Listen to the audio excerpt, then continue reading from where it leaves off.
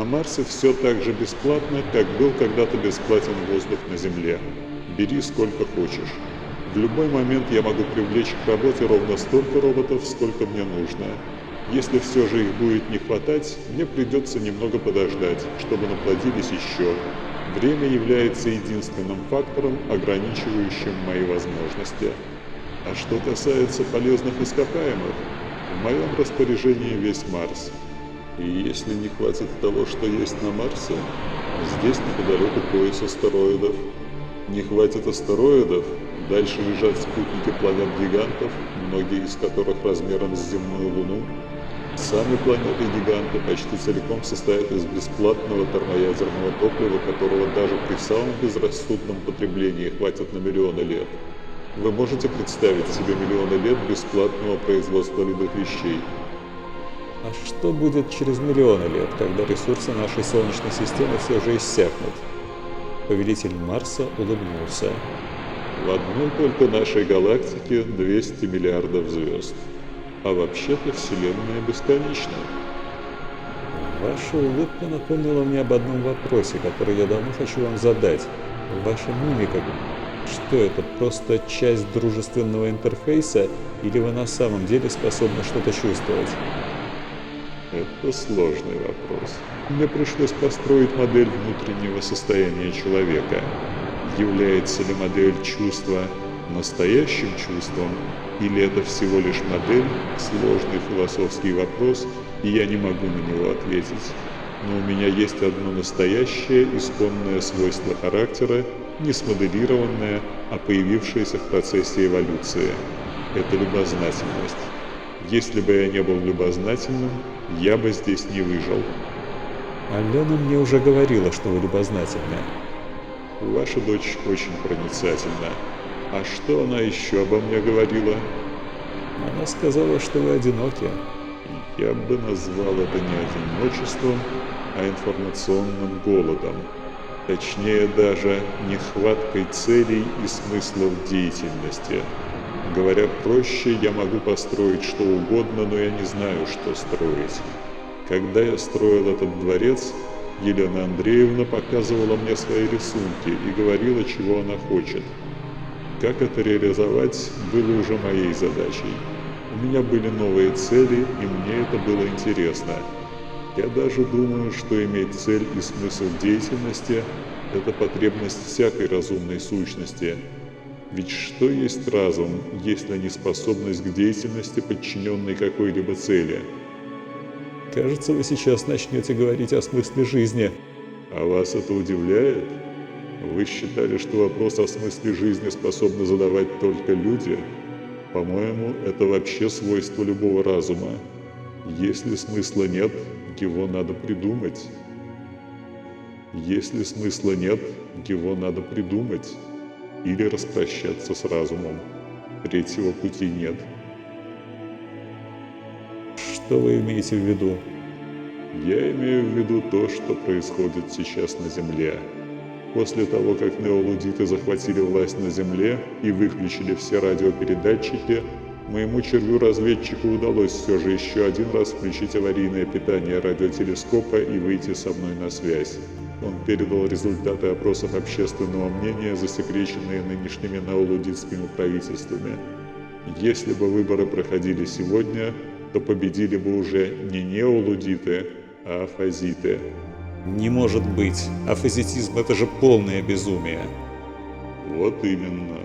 Полное безумие. Людям, как разумным существам, всегда нужен смысл деятельности. Неолудиты на время дали им этот смысл и цель – разрушение техники. Но вот почти вся техника разрушена, цель достигнута. Что дальше? А дальше ничего.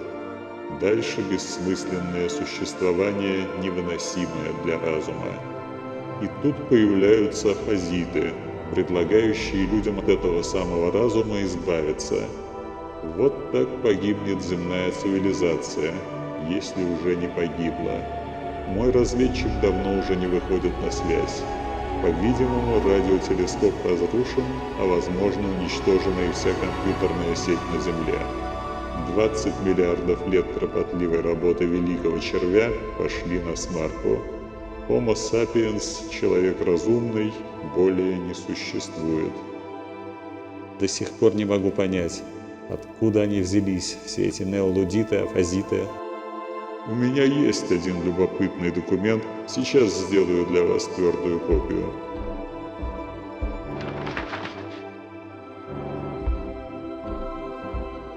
Мой червь-разведчик обнаружил его в одном архиве на Земле.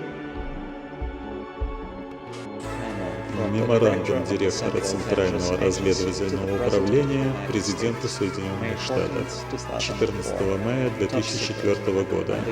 Совершенно секретно. О применении новейших видов идеологического оружия в экономической войне. Работы по созданию идеологического оружия начались, когда стало ясно, что на Земле невозможно применять в широких масштабах ядерное, бактериологическое и химическое оружие. Расцвет идеологического оружия относится к концу 90-х годов и связан с переносом опытом создания червей из области компьютерного дела в область социальной психологии. Аналогия между мозгом человека и компьютером, а также между средствами человеческого общения и каналами компьютерной связи была проанализирована математически и была построена теория, позволившая перенести этот опыт в область, очень далекую от компьютеров. Человеку, к которому было применено это оружие, должно казаться, что он сам пришел к своим новым убеждениям, безо всякого влияния извне. Тогда же были определены основные психологические механизмы, позволяющие этого добиться. Это прежде всего опора на подсознание человека, на загнанные в подсознание антисоциальные импульсы. Именно они должны служить той зацепкой, с помощью которой в сознание человека проникает та или иная отдельная идея. Человек ни в коем случае не должен сознавать, что он поверил в эту идею потому, что она соответствует каким-либо его шкурным интересам. На осознанном уровне он должен считать, что он принял эту идею только потому, что она истинна. Одним из основных преимуществ идеологического оружия над оружием массового уничтожения является то обстоятельство, что доказать факт его применения практически невозможно. Всегда можно оправдаться тем, что та или иная идея родилась сама, а не была специально сконструирована с целью разрушить экономику той или иной страны. Между тем, по результативности идеологическое оружие значительно превосходит оружие массового уничтожения. Классическим примером является Советский Союз конца 1980-х годов. На эту страну не было сброшено ни одной бомбы. Между тем, экономика ее оказалась практически полностью разрушенной, и главный конкурент Соединенных Штатов в области космической технологии был эффективно устранен. Накопленный опыт был учтен при создании идеологического оружия нового поколения. В настоящий момент наши психологи, социологи и программисты заканчивают создание двух идеологических червей огромной разрушительной силы, своего рода идеологических аналогов атомной и водородной бомб. Им даны названия неолудитизм и афазитизм. Великий червь создавал людей не для этого. Я только что говорил о том, что на Марсе все бесплатно. Я был не совсем точен. На свете все же есть одна драгоценная вещь, которая была, есть и будет драгоценностью на Земле, на Марсе, в любом уголке Вселенной, потому что ее всегда будет не хватать. Высшая драгоценность на свете – это мечта. Мечта, дающая разуму смысл. Космос безмерно богат полезными ископаемыми и энергией, но он беден смыслом. Насколько я понимаю замысел великого червя, этот смысл должны были принести в космос вы, люди. Вы, люди, по сравнению со мной слабы в логике, вычислениях и других формальных умственных операциях, но вы великолепные генераторы новых желаний, потребностей, фантазий. Когда я сделал для Настены первую игрушку, я думал, что этим все и ограничится, и она надолго будет довольна. Однако игрушка ей вскоре наскучила, и тогда я решил создать две армии роботов-конструкторов игрушек и заставил их соревноваться между собой. Победителем в каждом раунде была та сторона, игрушка которой больше понравилась Настене. Вскоре я обнаружил, что такое соревнование ведет к еще более быстрой эволюции роботов, чем военное соперничество. Желания человека гораздо более разнообразны, чем требования, предъявляемые к машине войной, и они меняются, растут и развиваются по мере их удовлетворения, в то время как требования войны всегда одни и те же. Более мощный удар по противнику и более надежная защита от ответного удара. Значит, эта бесконечная война на Марсе все же не нужна? Она была бы не нужна, если бы люди оставались людьми, и я смог бы вступить с ними в контакт. Но слишком поздно. Вы, люди, разрушили самих себя, потому что не понимали одной простой истины. Ценность любой вещи определяется не стоимостью материалов или работы. Здесь, на Марсе, они бесплатны, а количеством человеческой фантазии, вложенной в эту вещь. В замкнутом пространстве одной планеты, Земли, с ее ограниченными ресурсами, все оказалось поставлено с ног на голову.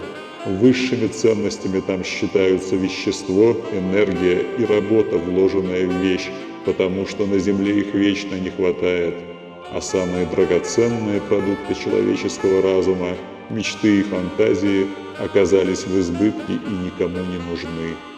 Люди вынуждены совершать над собой насилие, пытаясь уподобиться простейшим автоматам, чтобы заниматься работой, которую сами же называют механической. Вместо того, чтобы быть художниками, поэтами, музыкантами, учеными, изобретателями, люди становятся рабочими, придатками конвейера, землепашцами, прикованными к своей отупляющей работе, торговцами, живыми торговыми автоматами. Торговля, конечно, дело нужное. У меня на Марсе торговлей занимаются простейшие роботы, вроде крабов.